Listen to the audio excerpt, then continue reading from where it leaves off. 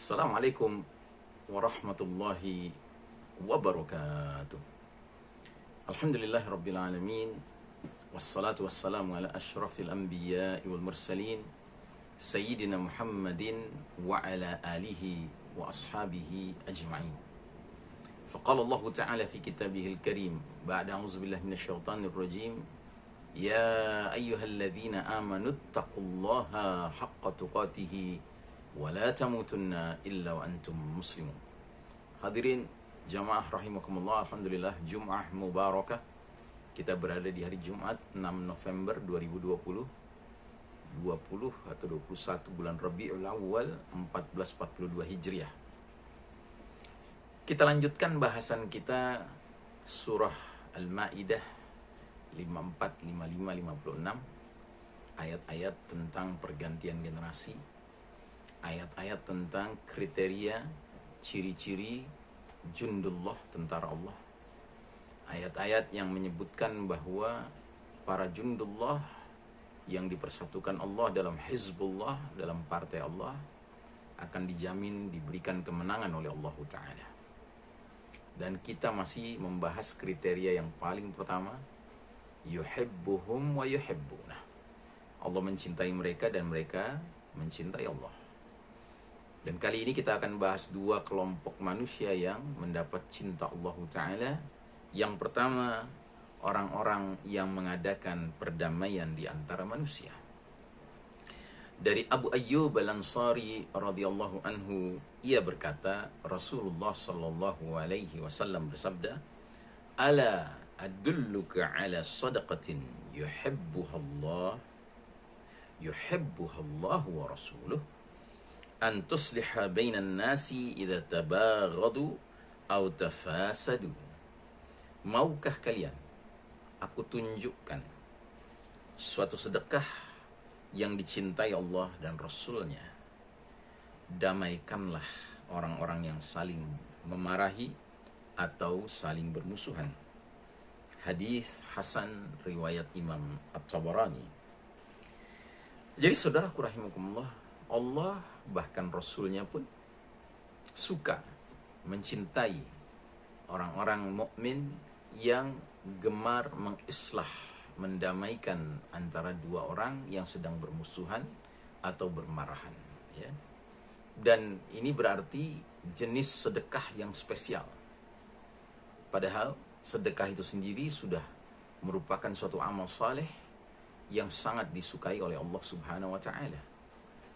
Kita temukan misalnya dalam sebuah hadis riwayat Bukhari juga, Muslim juga, muttafaqun alaih, ala kulli muslimin sadaqah, qila ara'aita illam yajid, qala ya'malu biyadayhi fayanfa'u nafsahu wa yatasaddaq, qila ara'aita illam yastati', qala yu'inu dhal hajati al-malhuf, qila lahu ara'aita illam yastati', qala ya'muru bil ma'rufi awil khair, qala ara'aita illam yaf'al, qala yumsiku 'anil syarr fa innaha sadaqah.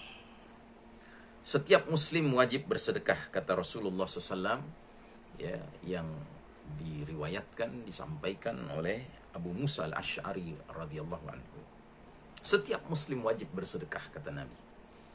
Kemudian ditanyakan kepada beliau, bagaimana pendapatmu kalau dia tidak mendapatkan sesuatu yang bisa dia sedekahkan? Nabi menjawab, hendaknya dia bekerja dengan tangannya kemudian memberikan manfaat untuk dirinya dan bersedekah. Ditanya lagi, bagaimana pendapatmu kalau dia tidak bisa? Nabi menjawab, bantulah orang yang membutuhkan dan orang yang dianiaya. Ditanya lagi, bagaimana pendapatmu jika dia tidak bisa? Nabi menjawab, perintahkanlah yang ma'ruf atau yang baik. Ditanya lagi, bagaimana pendapatmu jika dia tidak mengerjakannya? Maka kata Nabi sallallahu alaihi wasallam, yumsiku 'anil syarr. Hendaknya dia menahan diri dari berbuat kejahatan, karena itu termasuk sedekah. Masya Allah Ta'ala. Jadi pada hakikatnya tidak ada orang yang tidak bisa sedekah, karena kalaupun dia tidak bisa, yang paling minim dia bisa melakukan sebagai bentuk sedekah adalah menahan dirinya dari berbuat kejahatan. Adapun dari Jabir radhiyallahu anhu, ia berkata, sami'tu an-nabiy sallallahu alaihi wasallam yaqul, inna syaitana qad ayyisa an ya'budahu al-musalluna fi jaziratil Arab, walakin fit tahrishi bainahum. Saya telah mendengar Nabi SAW bersabda, sesungguhnya syaitan telah berputus asa agar orang-orang yang salat di Jazirah Arab menyembah diri mereka. Tetapi syaitan berusaha menghasut di antara mereka. Jadi sekalipun sudah tidak mampu syaitan itu mengajak penghuni Jaziratul Arab untuk menyembah dirinya, maka dia masih tetap berharap bisa melakukan hal rusak bagi manusia yang tinggal di Jaziratul Arab. Dan apakah itu? Menghasut mereka untuk ribut satu sama lain, untuk saling bermusuhan, ya. Dari Ummu Kalsum binti Uqbah radhiyallahu anha, ia berkata, "Mas sami'tu Rasulullah sallallahu alaihi wasallam yurakhisu fi syai'in minal kadhibi illa fi thalatha."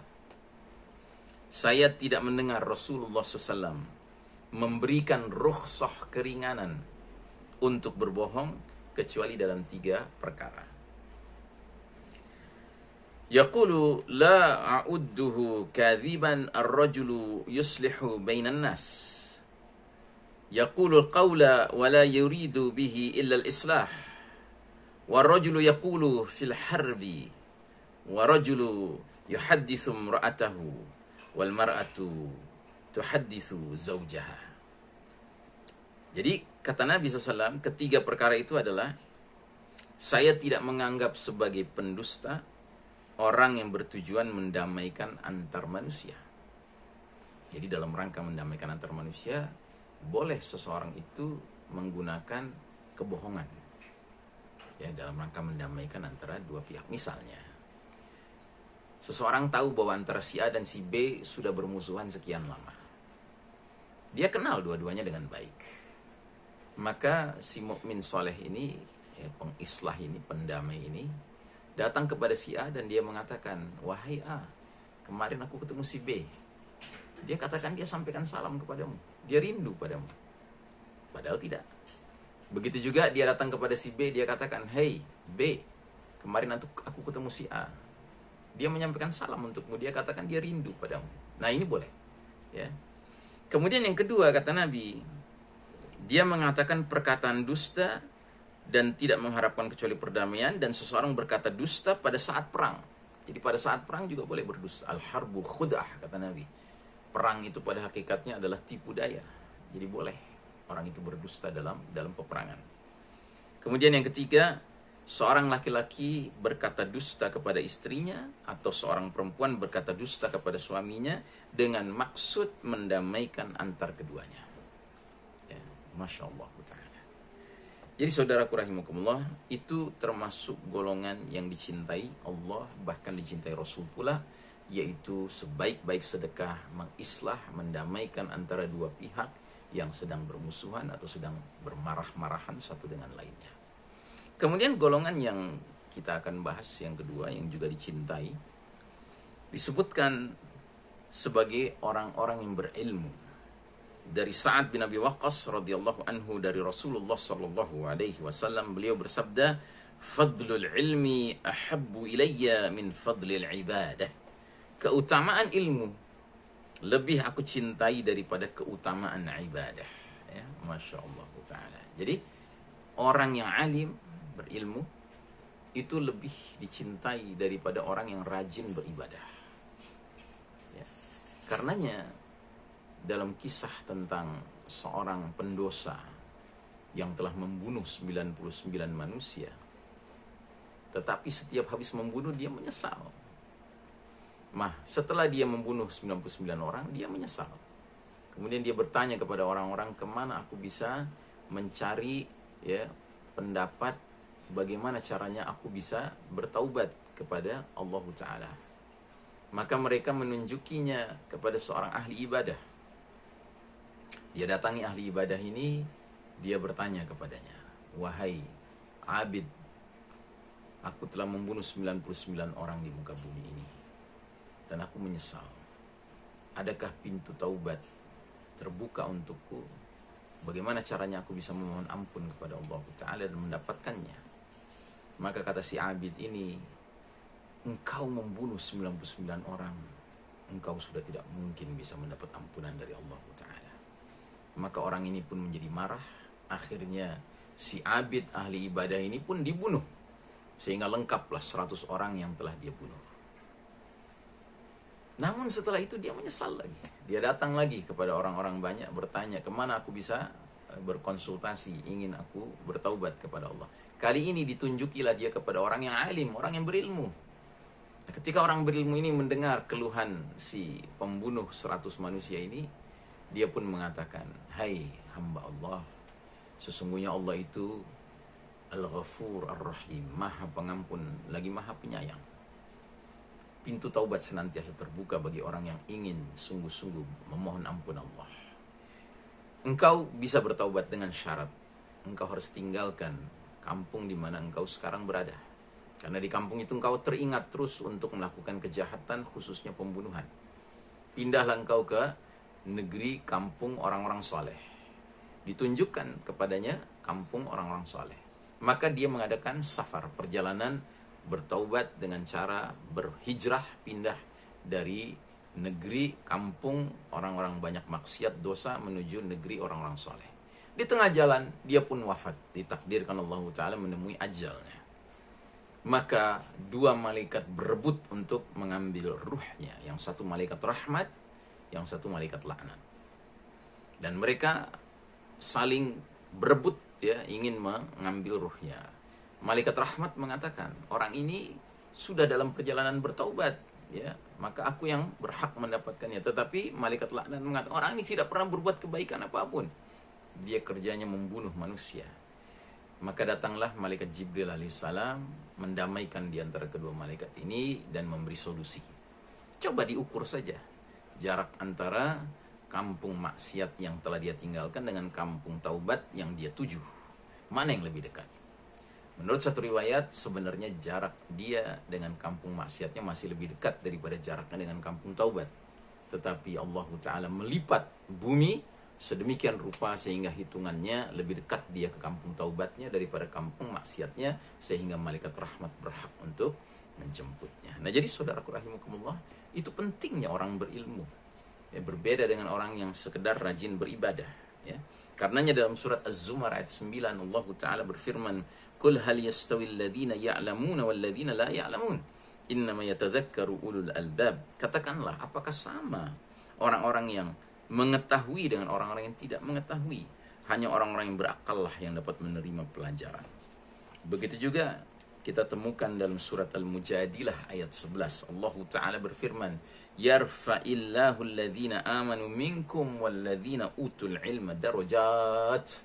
Niscaya Allah akan tinggikan derajat orang-orang beriman di antaramu dan orang-orang yang diberi ilmu pengetahuan beberapa derajat, ya. Jadi bukan hanya satu derajat tapi beberapa derajat, ya, darajat, jadi lebih dari satu derajat. Jadi memang orang berilmu itu lebih tinggi, lebih mulia, ya, daripada orang yang katakanlah sekalipun dia rajin beribadah.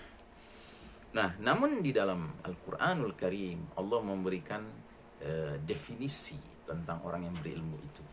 Pada pokoknya disebutkan dalam surat Fatir ayat 28, "Innama yakhshallaha min ibadihi al-ulama." Sesungguhnya yang takut kepada Allah di antara hamba-hambanya hanyalah para ulama, ya. Jadi ciri orang yang berilmu yang pantas kemudian mendapatkan gelar ulama dalam arti sebenarnya adalah orang-orang yang yakhshallah, takutnya kepada Allah Ta'ala, ya. Dan hari ini kita sangat memerlukan orang-orang yang takut kepada Allah, karena begitu banyaknya manusia yang hari ini tidak takut kepada Allah Ta'ala, berani sekali menantang Allah Ta'ala, berani sekali melanggar aturan-aturan Allah, bahkan mengubah hukum Allah sedemikian rupa sambil dikatakan bahwa ini hukum terbaik. Na'udzubillahi min dzalik. Mudah-mudahan Allah Ta'ala menggolongkan kita ke dalam golongan orang-orang yang suka mendamaikan antar orang-orang yang berselisih dan orang-orang yang berilmu dan cinta dengan ilmu, sehingga kita tidak berhenti untuk thalabul ilm. Wassallallahu ala nabiyyina Muhammadin wa ala alihi wa sahbihi sallim tasliman walhamdulillahi